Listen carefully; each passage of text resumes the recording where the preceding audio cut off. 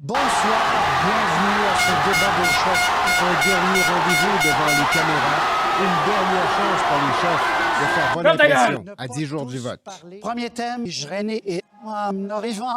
C'est l'entraîné Léon Arrivant qui lance la discussion. Derrière le ton prudent, les premières lignes d'attaque se dessinent. Tenir tête contre rien.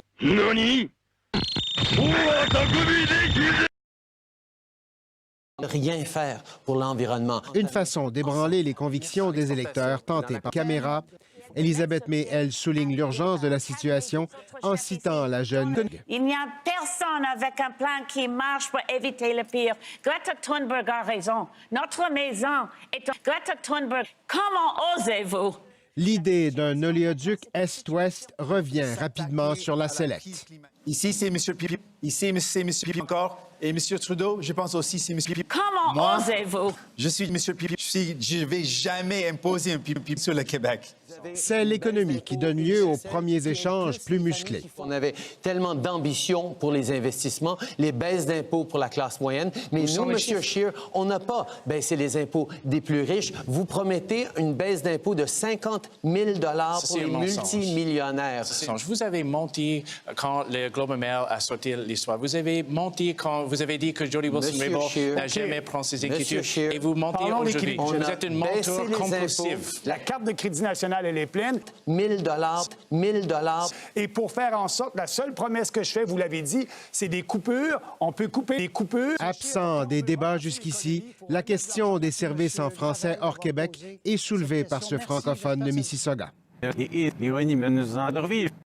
Alors que le chef bloquiste tend la main aux autres provinces. Il faut que les francophones au Canada et pour les libéraux aient le même niveau de service que les Anglais du Québec. Justin Trudeau saisit l'occasion pour brandir le spectre de Doug Ford, une troisième référence au premier ministre ontarien dans ce débat. Vous vous souviendrez, comme moi, longtemps de ce qu'il faire pour l'environnement. Nouvelles étincelles, cette fois sous le thème de l'immigration, le Bloc québécois devient la cible des tirs groupés des autres chefs. Avec plusieurs députés bloquistes, on ne peut pas faire parce que Justin Trudeau va rester compromis. Voter pour le Bloc, c'est voter pour les libéraux. Ah, voter pour le Bloc, c'est voter pour les conservateurs. Voter pour le Bloc, c'est voter pour... Ah, voter pour le Bloc, c'est voter pour les conservateurs. Voter pour le Bloc, c'est voter pour les libéraux. C'est m'achale un peu parce que... Oui, le Bloc, c'est vous. Mais le Québec, c'est une diversité. Maintenant que le Bloc veut reprendre une place et vouer les Québécois encore une fois à l'opposition... Inutile de vous dire qu'on a reçu une tonne de questions sur la laïcité. Et difficile d'imaginer un dernier débat sans que la laïcité ne s'invite.